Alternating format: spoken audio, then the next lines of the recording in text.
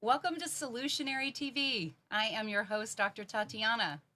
Good evening. We are so excited to keep our purpose on educating about pertinent global issues outside the mainstream narrative and presenting guests that are involved in solutionary innovations, practices, and inventive strategies for our transitioning society. Our special guest this evening is Eric Mathis. I want to tell you a little bit about him. He's got quite a degree of expertise in the areas that we are excited to discuss tonight. In making a name for himself by developing what is considered by many one of the most advanced coal transition strategies in the United States, Eric has been at the forefront of sustainability initiatives throughout the Southeast with specific focus on regenerative design and innovation. He's presently co-designing community innovation platforms that are engineered to breed local circular assets within both the energy and agricultural sectors. More specifically, an agriculture energy nexus strategy for the Great Appalachian Valley. This bioregional economy model is fueled in part both by industrial hemp and biofuels. His most recent social enterprise, both Cycle Effect and the Institute for Regenerative Design and Innovation, play a central role in the development of this bioregional strategy. Welcome, Eric. Thank you so much for joining us. Thank you. So I'd love to introduce you in a way that helps our audience understand better why this is such a pertinent issue. And actually, it's a myriad of issues. We are looking at models in agriculture, monoculture, how most of us get our food.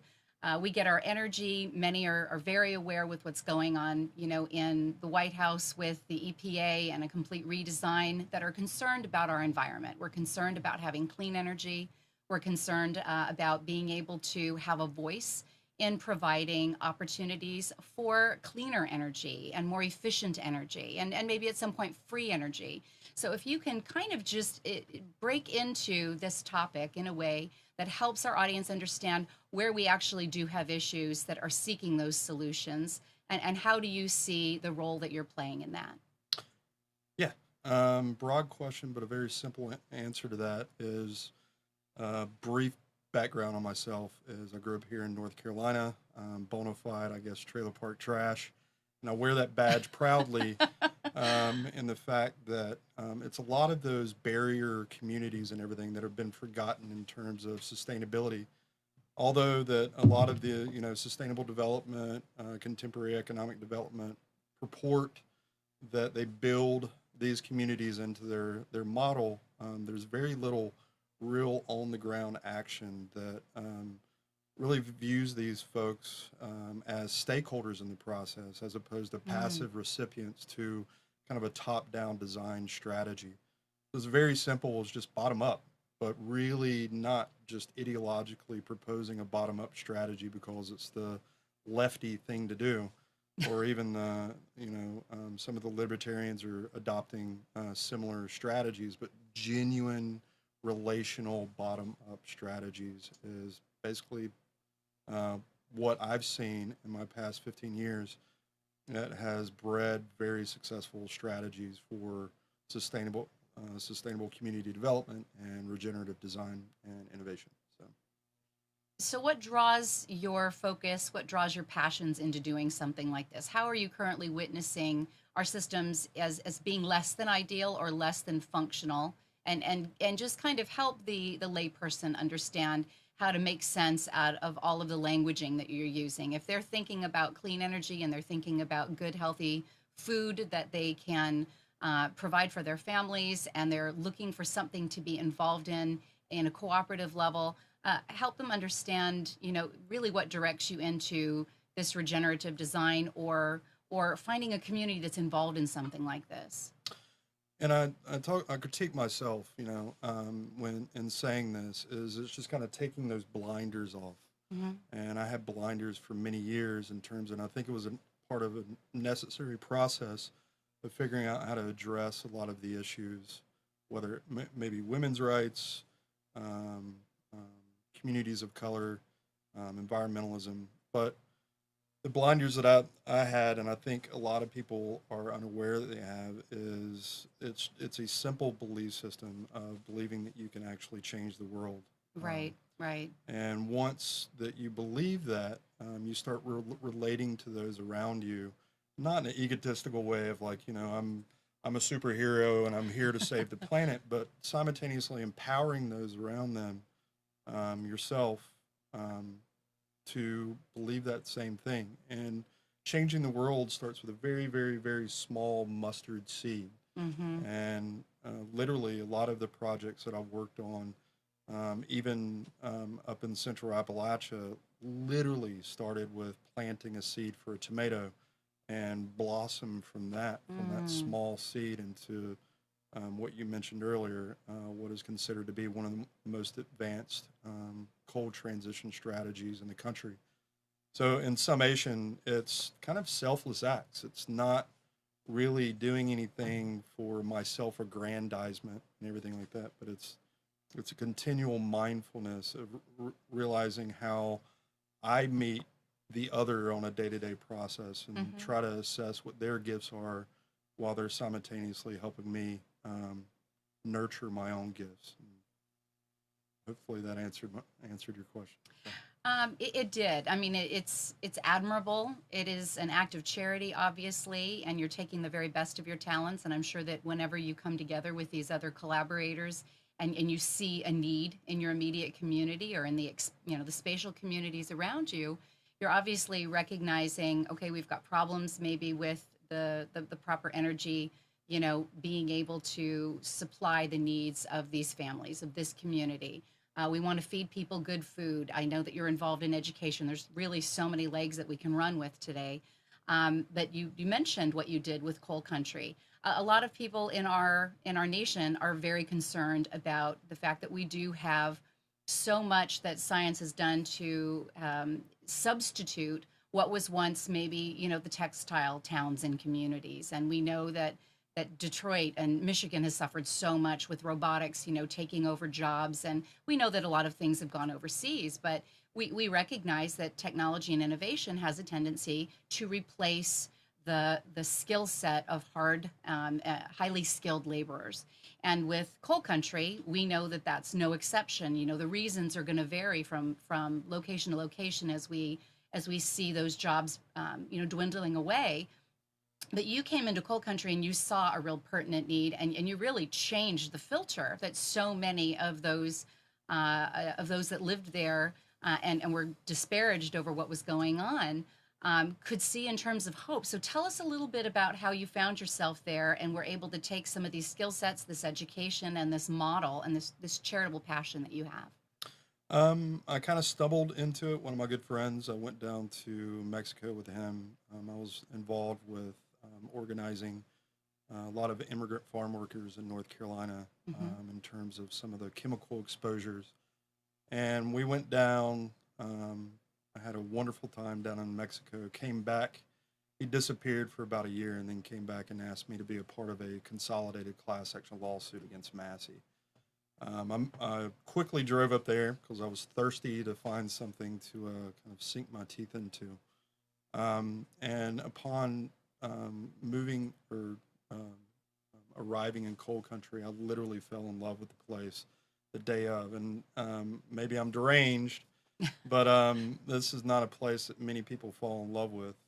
But I fell in love with it because there were so many intersections, all the way from women's issues to poverty to climate change to a myriad of issues. It was a nexus point for just basically situating myself and being able to work with the community and figuring out how to address a lot of those issues.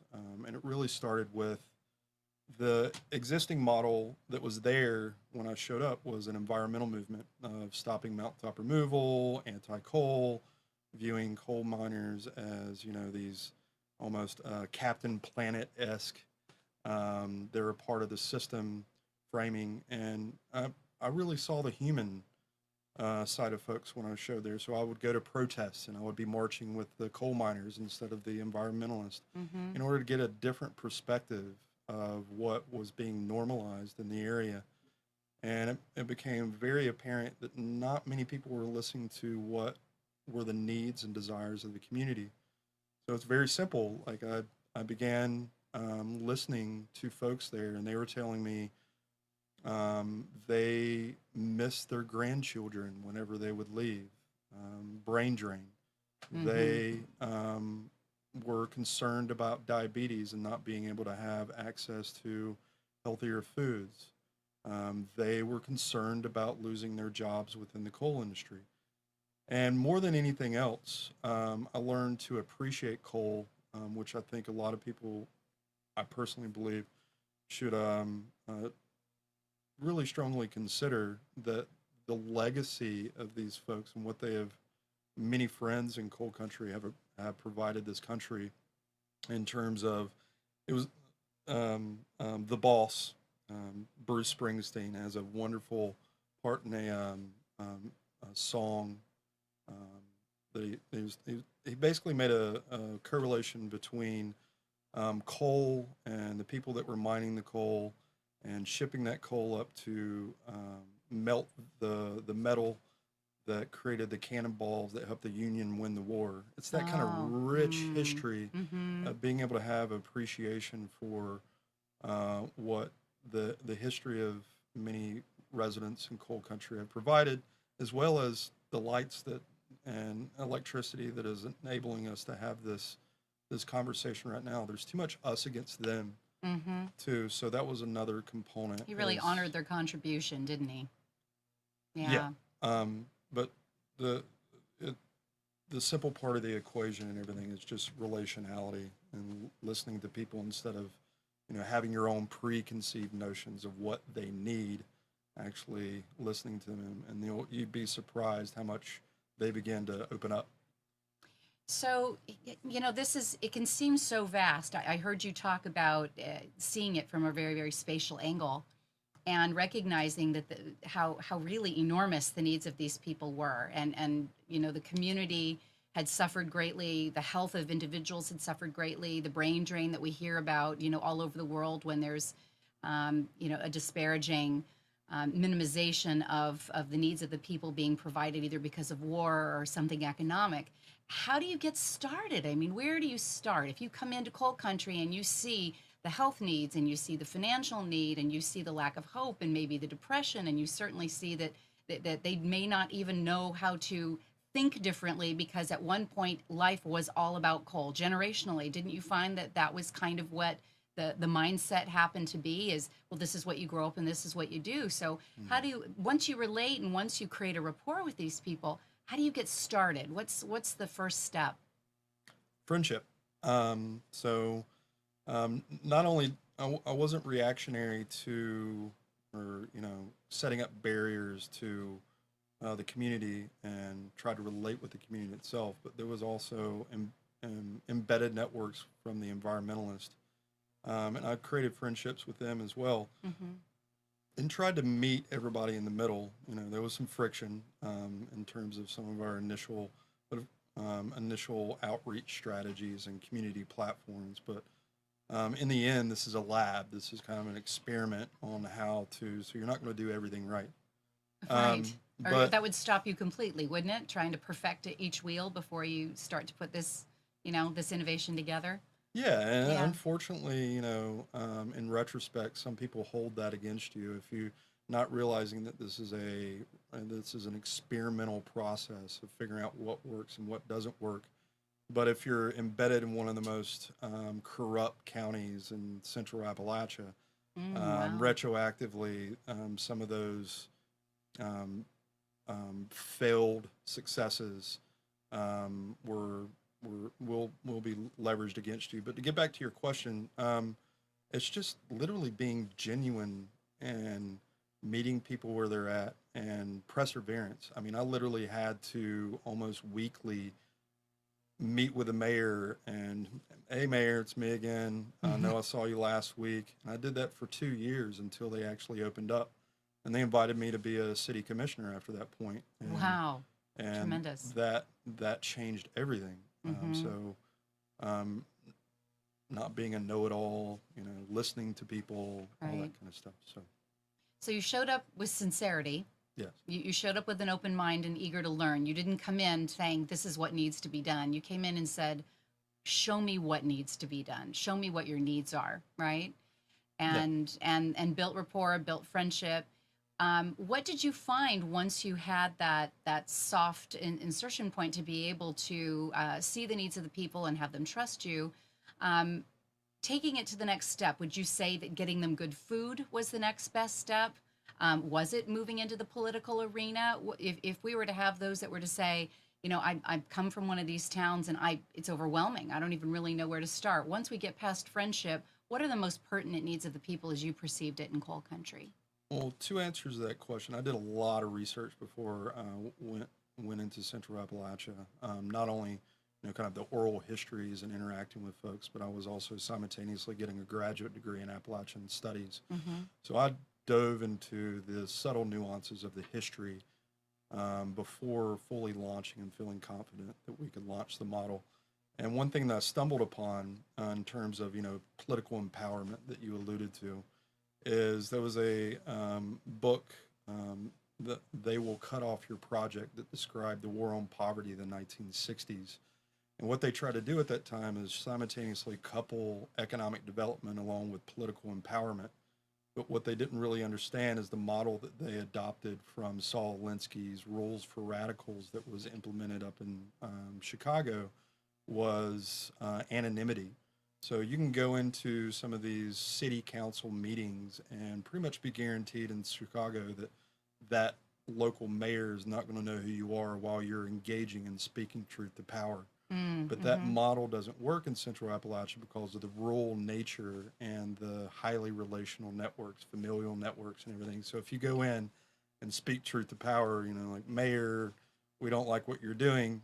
They're like, George, I know who you are, and I'm going to ensure that you're ostracized and your entire family is ostracized from, the local industry, et cetera, et cetera.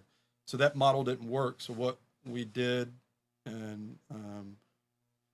is only focused on the economic development component, and that gets to the second component of your question is, really after listening to folks, that's when the exciting part comes in is, like, people start treating you as an expert because people, a lot of people that I interacted with saw the passion that I had for it and, and the details that I wasn't coming in with my own assumptions. So I was able to co-create the process with them.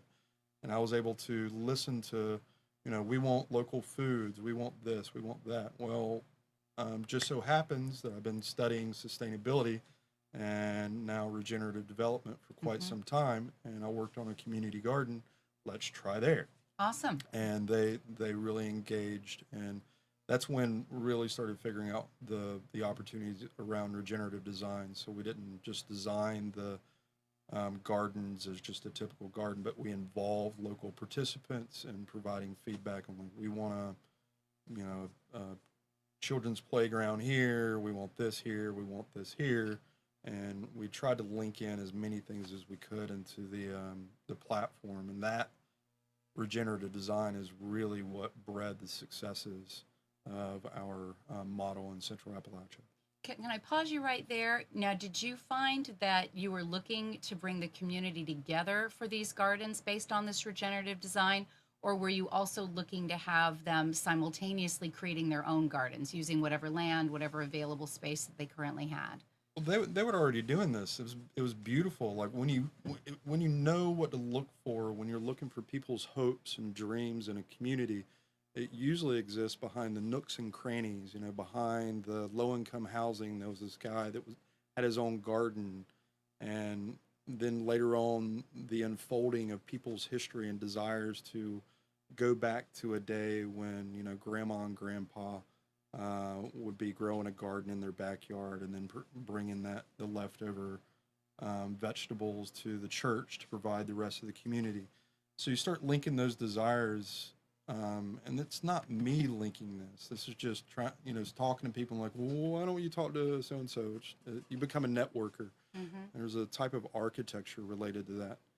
And then, building off of those existing desires, hopes, and dreams, linking that directly to the way that you design local infrastructure.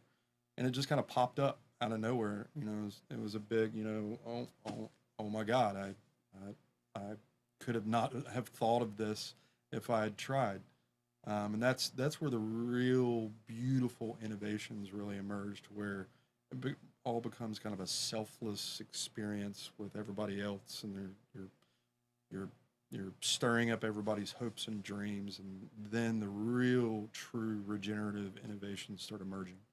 Okay, so we've got people thinking from a community level, we can be creating food. We can be creating the food that we want to eat. We can be creating the food that's healthy, and that also brings the community together in a way that maybe at one point had dropped off when the jobs and the camaraderie that was once there as individuals that were working in coal and identified with themselves as coal miners or involved in that industry. Now they had another place to put that sense of community and purpose, right? And then you teach them that, they can take it home, they can remodel some of this for themselves. We've got people thinking in a way that is empowering and a lot more independent. When you're dealing with the energy piece, let's just touch on that for a minute there. We know that coal has been a very, very viable form of energy for generations, and we also know what some of the issues happen to be. I kind of want to turn it over to you, since you probably had a really good bird's eye view as to what generations in coal country does to families, what it does to individuals in terms of health and longevity, and how do you get them to start thinking about cleaner energy, or what was even available to you when you came on the scene to start integrating into cleaner energy models? Again, really looking at the hearts and minds, and primarily beginning with people's hearts. And I walked into a context where there was kind of a fight or flight,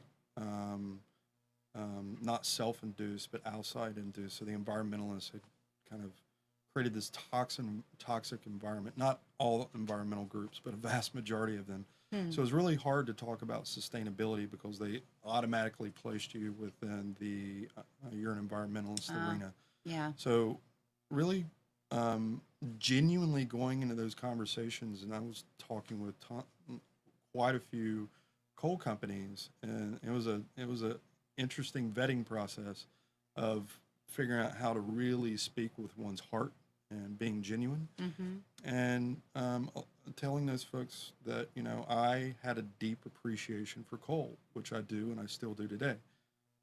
So once that fight or flight goes away, because a lot of people were very protective. There's nothing wrong with coal. Mountaintop removal is not bad. What are you talking about? Right. But when you really speak to somebody on a genuine level and they begin to trust you, at that point in time, the critique starts emerging. And normally in the strategy that was implemented through environmentalism and like kind of residue from some of the other more radical movements, is a lot of people would view that as an opportunity of creating a movement. Leaning over to that person that's now beginning to be critical of the coal industry, of like, yes, now you can be on our side, and we can then fight the coal companies and climate change. I never went that route. I kept listening, and they would just become more and more critical, like, well, mountaintop removal is not so good, and it is good, and it's blurry in so many ways. And it's that blurriness where the most opportunities emerged, where we really started envisioning this abandoned landscape, millions of acres in central Appalachia, as instead of a negative toxic asset, as a innovative asset of revisioning the area. Yeah. What if we can grow food there because they're not these sites aren't toxic. They just have the majority of them just have sandstone, and that's basically one lie that's being promoted by some groups. But it's a co-design process of innovation and tapping into the people's hopes and dreams. And those people that work for the coal companies were no different than the other people that I worked with in the communities. Is once that heart opens, that's when the innovations emerge. Now, you had some background in activism, didn't you? I heard you say that before, and we've had some conversations prior to having you as a guest. You have to know what's going on in the minds of those that can see that there are societal issues, environmental issues, political issues, and there needs to be some righteous indignation to be built up. Otherwise, we're just going to be silent and easily complacent. And that isn't the style of those that do actually finally come out of the blur a little bit and see, no, there's genuine issues here. And if I want to be part of the solution, I've got to stop being part of the problem. So as you took these individuals that you built this rapport with and had enough conversations and really built bridges of trust and offered them a lot of grace and a lot of hope, and then started to help them innovate different ideas, how did you demonstrate to them how to maybe work with those that at one point felt oppositional to them? Because we don't want to pit anybody against anybody else. When you talk about the environmentalists that were coming in, they're passionate, they're activists. I know that you have some empathy for them too. They're wanting to see some radical change as quickly as possible because a lot of people think that we're in the 11th hour. How did you handle maybe being able to see a little bit of compassion between these two groups as you were working with them together?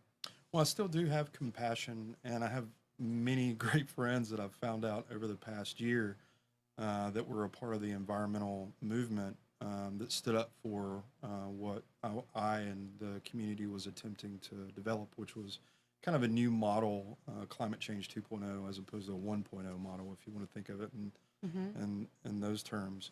But the critique is, and in a similar fashion, that what I see within a lot of other circles within racism or anything like that is there's usually a few small individuals that are the catalyst for a movement or a worldview or stereotypes and everything. And the rest, everybody else is just kind of beating that drum. And the same goes for environmentalists. So when I really started being critical of some of these gatekeepers within Central Appalachia,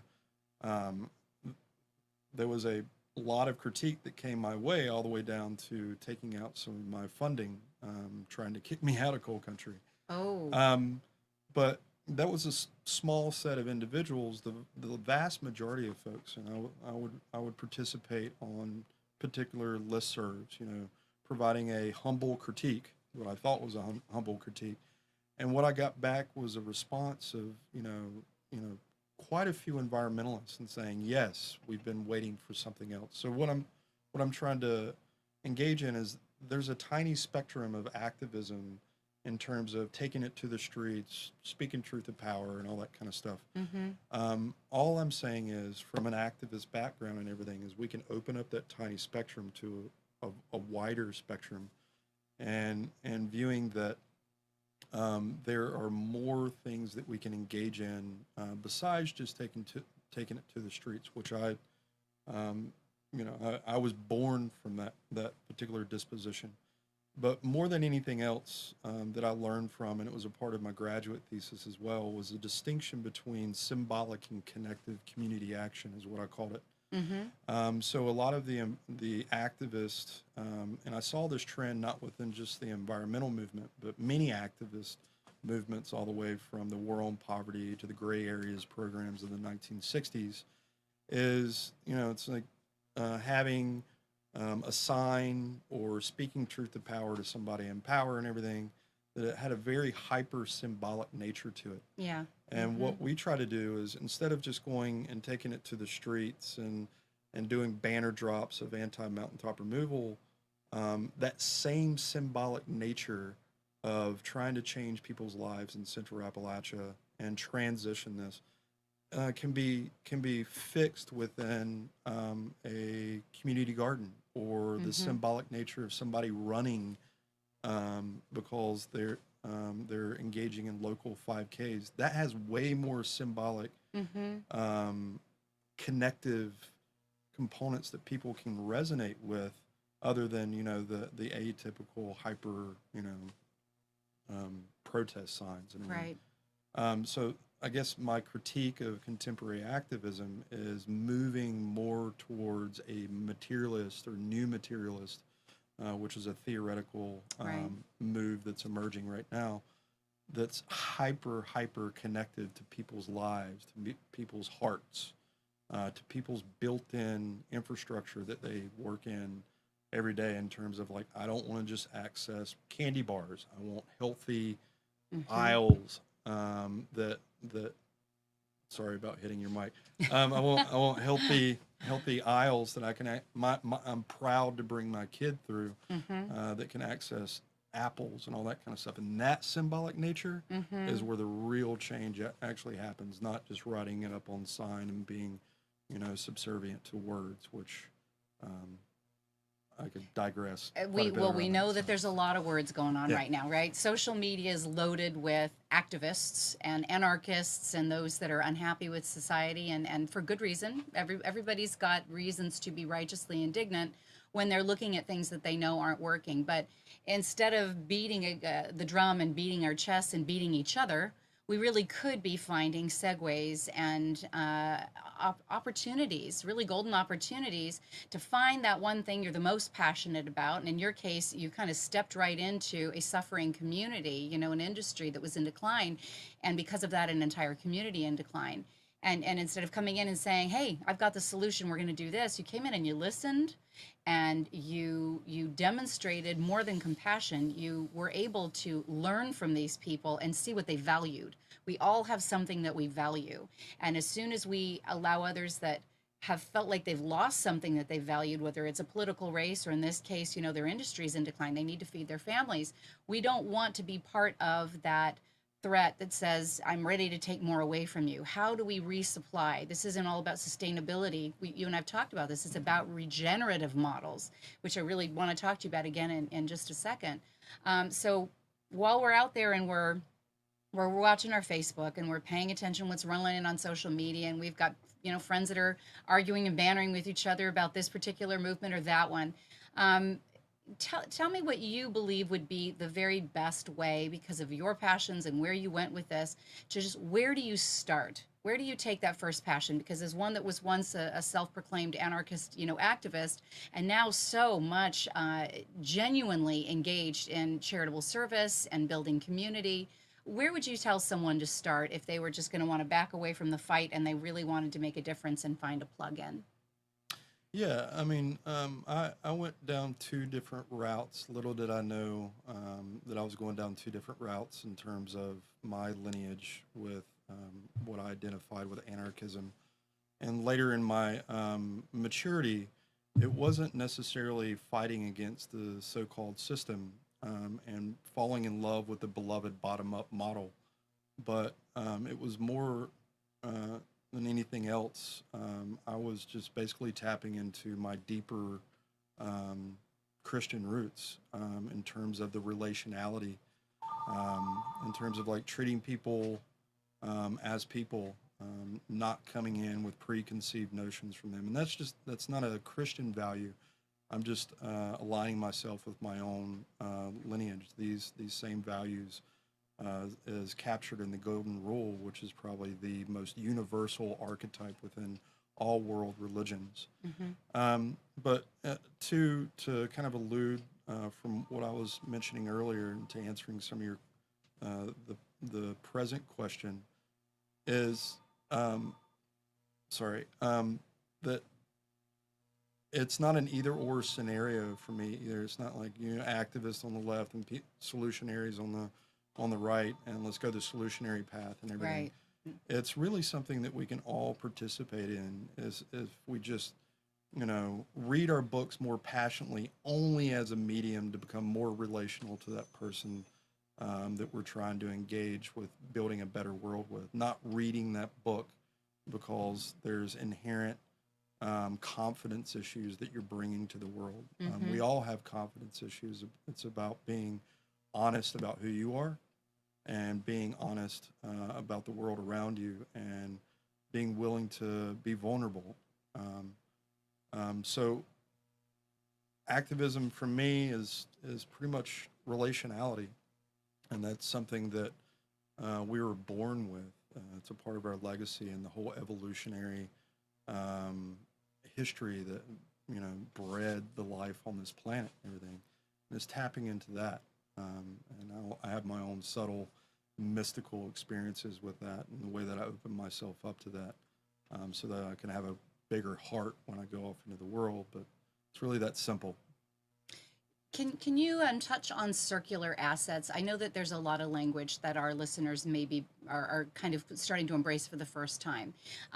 When we've talked about sustainability, a lot of our listeners may not even know what that means. It sounds like, oh, okay, we've got kept things in a place where we can sustain it. But we've talked about the fact that sustainable isn't really the goal. Regenerative is the goal, and I think the circular asset speaks to that. So tell our audience a bit about what that means and how you've been able to employ it. Yeah, I think sustainable is a good way to think of the present, and regenerative is a good way to assess the potentials of the future. So our community living in the present, we always want to go out into the future and figure out what the next innovation is that we build into our local community, and then we sustain them over time. Like, that works. This is addressing diabetes. Okay, let's sustain that within our community because it's reducing the aggregate A1C1 levels, which is a way that community health workers actually and local health organizations assess diabetes. But circular assets for me, and really outlining what regenerative design is getting outside of our heads and getting into the world and actually looking at the world and the embedded architectures found in trees and plants and remembering the lilies. And it's those types of architectures that we can begin building into the world that breed actual regenerative assets. So a circular asset, for example, working with a wonderful program here in North Carolina called Biodiesel for Schools, is the idea is actually growing oilseed crops, processing the oilseed crop, those private organizations selling that oilseed to fryers, cooking your food, using that waste oil, converting it into biodiesel, and then getting that biodiesel into local school buses. That's a very simple way of understanding a circular asset from farm to fuel. But really, when you get into the regenerative component, which I'm really interested in, is we're linking these organizations around this new economy to literally building a high-touch workforce development pipeline where we're targeting ex-offenders, homeless veterans, at-risk youth, and linking them into a cooperative enterprise to where I imagine one day pulling up to a bus and looking over and not only knowing that 20% of that fuel or 50% of that fuel is reducing the carbon footprint, which is the way that most of us think about it, but looking at it and realizing that the literal fuel of our economy, just by going and picking up kids or going and picking up your trash from your dumpster and everything like that, is just by its very nature regenerating communities. That is radical for me. That is above and beyond anything that I'd ever explored in anarchism. And that kind of regenerative disposition is an easy way of understanding what we're defining the characteristics of this new movement called regenerative development. So there is definitely a shift, a new way of framing the world, a new way of seeing the world. If you can be thinking from that place, you need to recognize that nothing's really being thrown away. There is no away, right? We need to be thinking from a place that is absolutely about how can we take what we've used, how can we take what has already been manufactured, what's been packaged, what's been consumed, and not think like a consumer, but think instead as, a sentient being on this planet surrounded by other sentient beings that need to be working in harmony and cooperation with one another, and leaving a generation that's going to be able to thrive based on the footprint we've left. There was a quote that you had forwarded to me earlier. I just want to read this, and it's based on commodification. Commodification in contemporary Western culture, the romantic view of nature is largely overshadowed by another view, commodification. If poets are romantics, then capitalists are commodifiers. Nature means natural resources. The created order is mere raw material for profit making. And that's, of course, if you're coming from that consumeristic or that commodifier mentality. How would you encourage others to start seeing more spatially than, when I'm done with it, I can toss it out the window and it's away? I know we're kind of going off your narrative a little bit here, but I think that there is a big shift that a lot of society needs to take, from driving through the local fast food place and saying, how can I be part of encouraging that waste oil ends up in my kids' school buses? Just the small things can lend a hand. Can you touch on that consumeristic commodifier mentality a bit for us? Yeah, for me, it's first a perception is conquering death. We have death around every one of our corners in terms of viewing waste as waste, or capitalism is bad, or multinational corporations, et cetera, and the list goes on.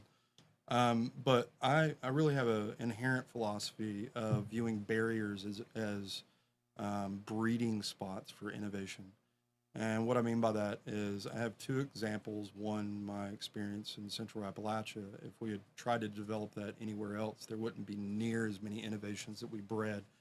And it was because of the very nature of the diabetes, poverty, all that kind of stuff, that we were pushing up against those barriers, that it caused us, myself, as well as the community as a whole, to look at each other and say, how do we create something that is not dialectical, that's not just this one specific asset? And we started broadening our minds to understanding that this barrier, these various barriers, were actually one of our greatest assets. And I think the same can be true about capitalism, is like just the illusion illusion, not illusion, that I mentioned earlier, is in the contemporary context of commodity flows within the market system itself.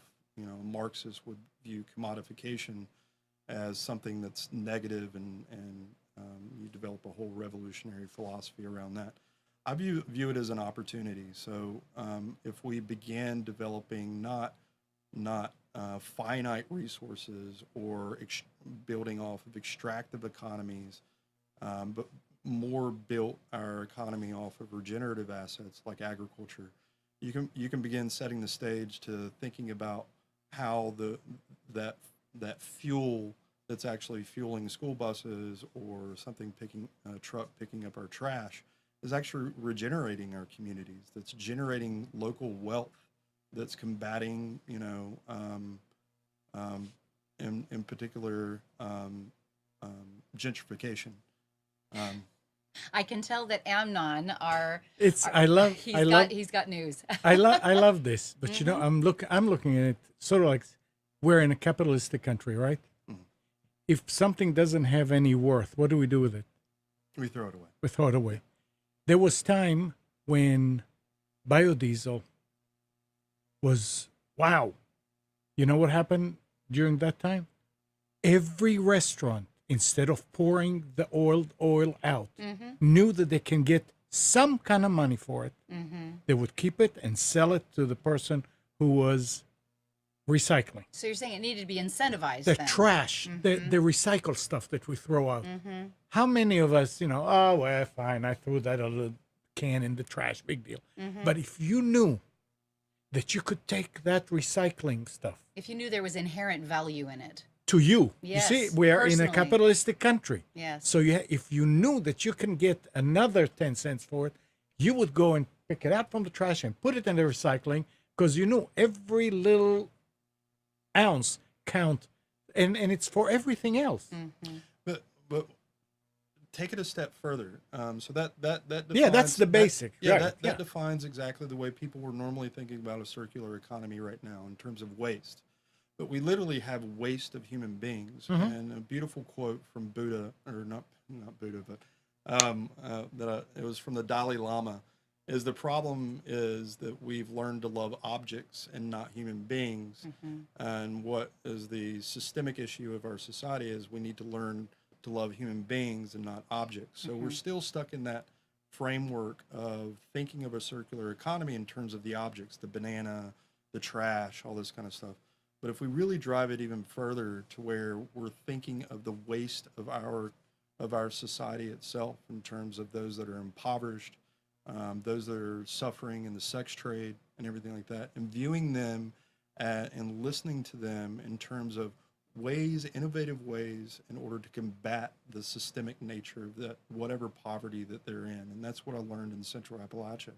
And if we can really unpack that, those barriers really, really begin breeding innovation. Imagine building an economy to where the fuel, the makeup, the very infrastructure that makes up everything around us is directly linked to regenerating these impoverished communities. So by the very nature of you being a consumer, which right now is bad, then becomes a little different because by the very nature of you consuming, you're simultaneously building a regenerative economy, and that's kingdom on earth, or heaven on earth. So I think Eden. I think is a term I've heard you use, and I think that everyone's looking for more heaven on earth, and I think that in a society where we know that we got to take care of our own first. You know, often when I'm getting off an off ramp and I've seen some of these homeless people by the side of the road, the first thought that comes to mind is what went wrong inside the vest, in that inner sanctum of that family unit that this individual came from, that this is where they are now. Because if we were always looking out for our own, we would certainly be thriving far more as a society, you know, in the spatial way of viewing things. But when we look at the microcosm and we look at the macrocosm of the whole thing, we can't just look at the microcosm and say, well, I'm taking care of my own. I'm not going to reach out and see the poverty. I'm not going to pay attention to the trash on the side of the road. I'm not interested in, you know, paying the extra for organic so that more organic farmers can be able in my local area to provide this food, because I'm not willing to pay for it right now, rather than, you know, be willing to pay extra for wind energy. Right now I'm paying extra for wind energy, and I don't mind doing it because I want it to provide more opportunities for everyone in the area. Sometimes we've got to put in some of those extra, you know, sacrificial moments and the money that we're willing to do. So I love your take on that. You're really coming from a place of stop seeing things in such compartmentalization. Look at the people, look at the needs of the people, look at what you can do to contribute. If we were just talking about the average person right now saying, listen, I just want to know where I can get good food for my family. I want to know where I can be looking at, you know, the existing model and getting cleaner energy. Do you have any inputs for them on that? Do you have any suggestions? Well, a couple of my students that I co-taught a class at Elon University, they made fun of me about saying this, because I say it quite often, is the lowest hanging fruit is probably, unfortunately, there isn't a lot of outlets and affordable outlets for being an active consumer for actually changing society. But I would argue, you know, really following everybody listening, really following your heart and learning to look similar to like what I mentioned earlier, is if you have an eye to see it, you'll see it. If you have an ear to hear it, you'll hear it. Is looking for those nooks and crannies in their house, in their neighborhood, you know, seeing kids' desires to go off and have a place to play because they're up to no good. Or, I mean, like it just all starts there, like listening to your heart, figuring out the relationality of what your called or your purpose may be in your community, and amazing miracles begin emerging from that. And it's a very, very simple place to start. So now, how would people learn more about some of the work that you're doing, that you're I'm thinking of some of the talking points that you did in your TED Talk. You had a TED Talk that was recent. I'd love for folks to know where to find that, a website, again, some of the regenerative development concepts that others can study. Can you give them some input on that? Yeah. I'm kind of uncomfortable with self-pontification. But I do have a TED Talk, and it's been a tremendous tool for describing the 40,000 foot level of something so complex. So I just send it off to folks. I'm like, here's the easiest way to understand it. You can just Google, Eric Mathis TED Talk, and it'll pop up. Perfect. But to really unpack the health and wellness model, which is what we did in Central Appalachia, that directly linked economics to health. For me, I directly translate that to salvation, health, and wholeness. That we begin building from that, and we found all these beautiful strategies for begin to develop communities. I'm kind of digressing right now, but so Sustainable Williamson, Sustainable Williamson, Williamson. You can Google it. They have a platform, and it basically has a myriad of videos, of testimonies of not me, but community folks in terms of what they're doing, and that's a really good way to figure out what work that I've co-designed in the past, and was blessed to be a part of. Wonderful, wonderful. So we've got so many people that are looking for hope. Yeah. You and I also talked about this. I know that you are looking to inspire hope. I know that you are definitely very much devoted to several different innovative tasks right now that you've touched on quite a bit here today. But how do you see the hope of our future and all that we are capable of doing with what's already on the ground, what's already in motion right now? Share with us a little bit about that. I mean, there's a movement right now for local foods. You go to restaurants, and restaurants are talking to farmers, and farmers are, appealing to restaurants, and chefs are figuring out the subtle nuances of the farmer. Like, oh, you got to try this pepper, but not this. I mean, like all that beautiful, I guess, heaven on earth that's emerging right now. And if you squint your eyes enough and look at what's going on across the world, there's literally a calling that I've seen across the world where people are being drawn back to that relationship with nature, to that relationship with creation via food. And from there, I think everything's just going to fall into place. I'm not worried about climate change. I'm not that I'm not doing something about it in terms of bio-char and rebuilding soils and sequestration of CO2 within bio-regenerative strategies, et cetera, et cetera. It's a fundamental part of the model, or the co-design model, but I have so much hope, and it comes from my experience with folks in Central Appalachia and across the world, and not only hearing from other folks that are in various African countries. They're seeing the same pattern there too. So. I was listening to a podcast from Duncan Trussell just the other day. A colleague sent it to me, and the whole topic that he built up to was about conspiracy theory. We were waiting for him to drop the whammy on us, and he touched on several different things that many of us have probably piecemealed, throughout a lot of the discussions that are showing up in social media in particular, and a lot of on YouTube, etc. But what was really beautiful about what he chose to do is just really spot on with where your heart and where your intentions are coming from, Eric. And that is that regardless of all the things that seem maligned, regardless of greedy corporations and the toxicity that we're struggling with in what would be quote unquote dirty energy or the environment and neglect, he said, the one thing that it will make all the difference, regardless of how much oppression that you think is there or who is in the wrong and who's working the marionette strings from behind, is that your hope is powerful. Your sense of humor and your sense of open-mindedness and open-heartedness to the miracle that we all are capable of as individuals and collectively. When you have hope and you look around and say, where can I make a difference? And so that's really what Solutionary TV is about. It's what being a solutionary is. The guests that we're going to continue to have on the show are finding their insertion points based on their personal passions.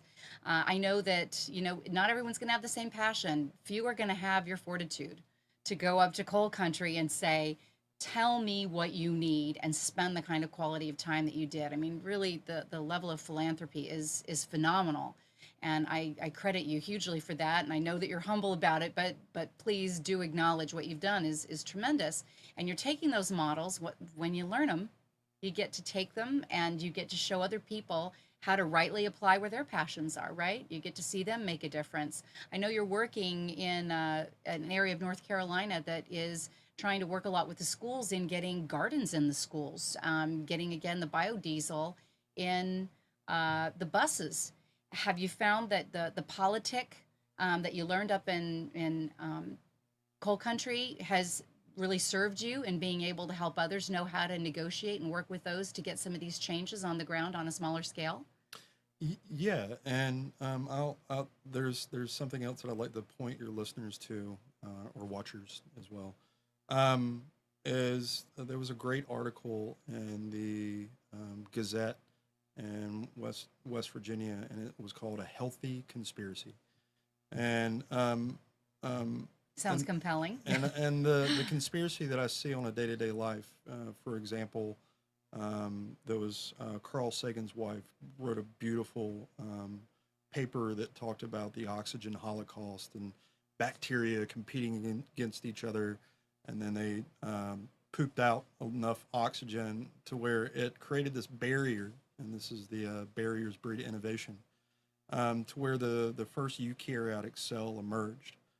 So there's a long legacy of this conspiracy of life and regeneration that I don't care what conspiracy that man thinks that he can engage in to stop that.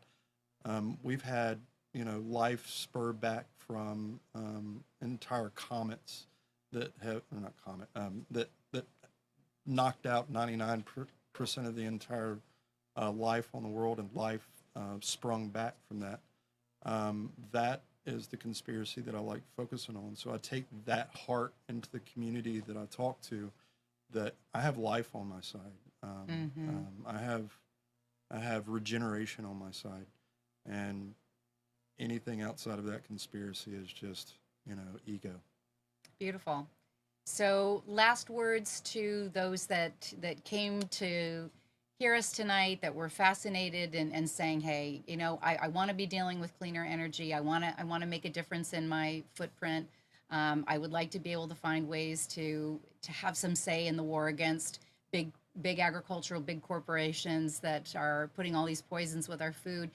We may not have gone in that direction, but we're really trying to bring the listener the audience back to a place of find one insertion point. Find a place where your passions happen to be relevant and also applicable, and the skills that you may have created in other areas of your life that could have been political, they could have been in corporate, negotiating, building bridges. Being in opposition isn't getting us anywhere, is it, Eric? Being in opposition with one another and fighting over those things are really only just taking us off that hope. Yeah, we're bacteria at that point. We got to be eukaryotic cells. The architecture found all around us and everything is full of hope, is full of life, and we can learn from that. So, just to, before we close and everything, is those small things, even though it may be insignificant, that call you in your community, if you start unfolding that, those bigger issues that you are worried about, trust me, they'll fall into place. Yeah. They take care of themselves, don't they? Yeah. It has been really fabulous having you here tonight. We're grateful for your expertise, Eric. Thank you for joining us. And remember, this is Solutionary TV. You are the solution. Amen.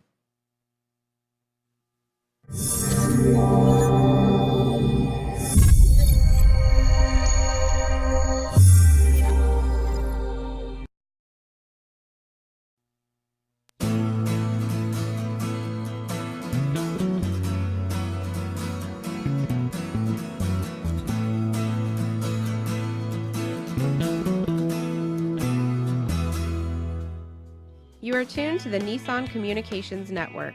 If you tuned in too late, you can always watch each program in its entirety or download an MP3 audio file of it in the archives section at nissancommunications.com. Don't forget to subscribe to our YouTube channel, follow us on Twitter, and like us on Facebook. Sponsored by Telestream's Wirecast software, StreamingGear.com, Carolina Apparel, and DeltaForce.net.